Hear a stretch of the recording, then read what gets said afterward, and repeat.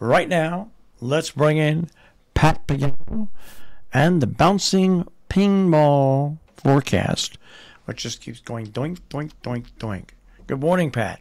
Yeah, there's no doubt about that. You'll have showers and thunderstorms today and tonight. Some of the rain's going to come down pretty heavy. We're going to get at least a couple of inches of rain. Wow. So some places could get even more than that. And the high 65 to 70 today and 55 to 60 tonight. The showers will taper off Friday morning. It'll clear in the afternoon. So it'll be a nice day, 65 to 70. And you'll have a beautiful Saturday, sunny 65 to 70. Sunday, not as beautiful. Clouds, some scattered showers, and a high of 65 to 70 degrees. A much colder MS will be coming in early next week. So Now, get ready for that, Marshall. When you say much colder, Yeah. what will nighttime temperatures be? Nighttime temperatures could actually dip into the 20s. Wow. And daytime temperatures no higher than the 40s?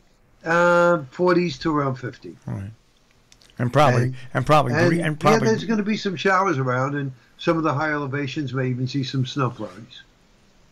All right, and probably some breezy conditions as well. Oh, yeah, no doubt about that. So now, Yeah. why are we going to get so much rain here? Is this a front coming through? Well, it is a front coming through, but it's picking up moisture from the Gulf. It's picking up moisture from the Atlantic, plus the moisture that it initially had with it. So there's different sources of moisture with this front, and that's one of the reasons why we'll get so much rain. All right. We could have used you can always use the rain. Yeah, we could have used it better a month ago. Yeah, well, that unfortunately, as well as I do, things don't work that way. I mean, we are getting a fall. We are getting colors on the trees. They're Right, it's just not as vibrant. It's just not as vibrant. It really isn't. So, Okay, but at least we have some color, right? yes. Right. Yeah. So that's a good thing. That is a good thing. Yeah, and that's it. I thought I was going to get a chance to watch the next episode of The Patient yesterday, but I never had that chance. It's just, I'm not going to mention any names, but when you're dealing with contracts that involve the government, it's never easy. And I was kind of wondering why this one particular client has not paid since June. So, of course, accounting sends them an email, and this is all, it's all like third party. So that goes back to accounting. Accounting, it comes back to me, and it says that please forward invoices. So they're going to forward the invoices, and they do that. And then yesterday, Gloria, our accountant, sends me an email saying that they cannot pay it because we have to submit an agreement form. And I'm saying, what does the accountant know about this? Why would they even send that? So of course I get in the middle of it and I'm saying, I don't know what you're talking about, but the agreement, the whole thing was signed and sealed and acknowledged, and it's good right through the end of 23. And they send me back an email saying that things have changed computer-wise, and they need such and such. So I spoke to the person that initiated the bid, and she said, it's my fault. I said, well, what's going on? She said, I'm so backed up. You're not the only client that's having this problem. I'm so backed up. I just hadn't had a chance to reach out to them. I promise I will do it tomorrow. So I said, okay, fine. And I was just kind of wondering, Marshall, if you or me or any of our listeners did not pay the government, whatever it may be, for 3 months, what do you think would happen? They'd attach your bank account. Mm-hmm. They'd do something like that. So, I mean, how they get away with this stuff is beyond me, but they get away with it. Well, I feel sorry for her because probably what happened is, first of all, they put in some new rules. Second of all, Right. they probably cut back on staffing. Really, Right. and so she's left with double the workload. And of course, she's got to rectify Yeah. everything that's been changed. Right. So, I said, I understand, not a problem. I mean, what more can I say? They're going to take care of it. So that's it. Ah, well.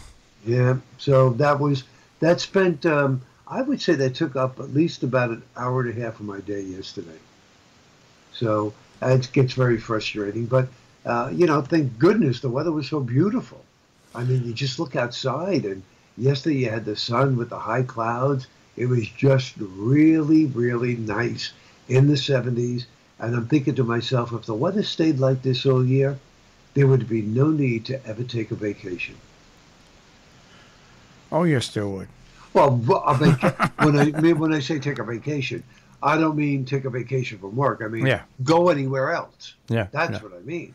Well, There no, would be no reason to go anywhere else. we live in an area that offers us anything you can. Everything. Right.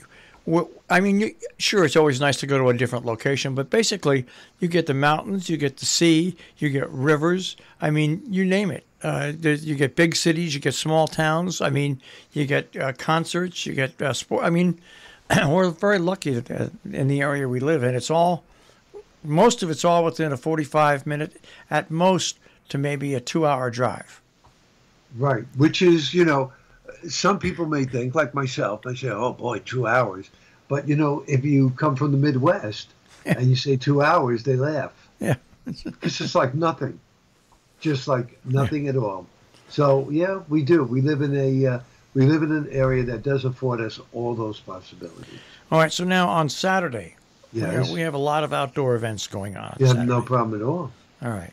And so Saturday's going to be a nice day I mean, we got the Cornwall Market. We got 175th anniversary of a local bank. We have also the Wagon Walk, which is put on as a fundraiser for the Little Guild of St. Francis for Animals. That is taking place on Saturday morning.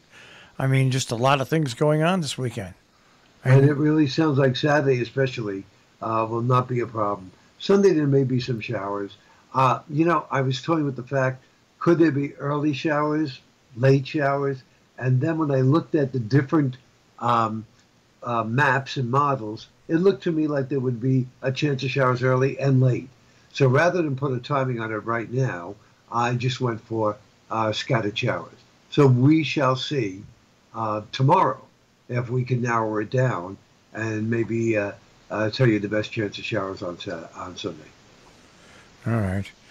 All right. That's all right. That's all right. So I started getting my my holiday decorations out. I got a couple of fake pumpkins. I think this year I'm going to get some of those cornstalk things Okay. and put them out in front of the house.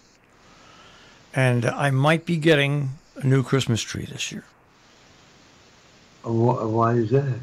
I don't know. I'm just thinking about maybe getting something newer and a little flashier and bigger. I don't know if it's still in style, but for a while they were selling those very, very thin artificial Christmas trees. And it was something like that for you maybe a good thing because it wouldn't take many decorations and it wouldn't take much space at all. There's just lights that go on my trees. That's it. Oh, you don't put any ornaments? No, I just put lights. Put That's a good thing. You could do that. yeah, tiny miniature white lights, and I don't use Okay, I don't use the LED ones because they're blue. Right. Tiny LED white lights. It's funny you mentioned that because when we went to a yard sale a couple of weeks ago, it was actually an estate sale.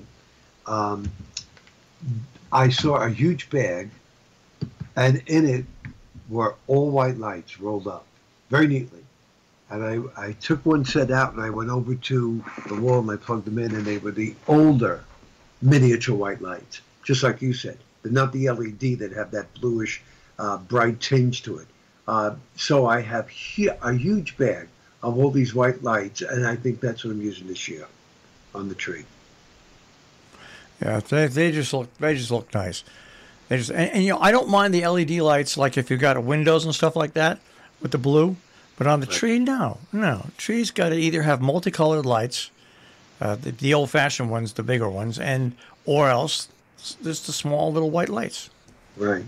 That's my humble tree lighting opinion. Okay. We'll take it. All right. And we'll take the forecast. And it's wet today and tonight. Some of it heavy. It'll all end tomorrow morning. It clears out. A nice sunny Saturday. Some showers on Sunday. You're all wet, Pat. Thank you very much. Hey, have a good day. I'll speak to you tomorrow. All righty. Bye-bye, Marshall. Bye. Pat Pagano this morning in the Weather Center with a check on our tri-state forecast here on Robin Hood Radio.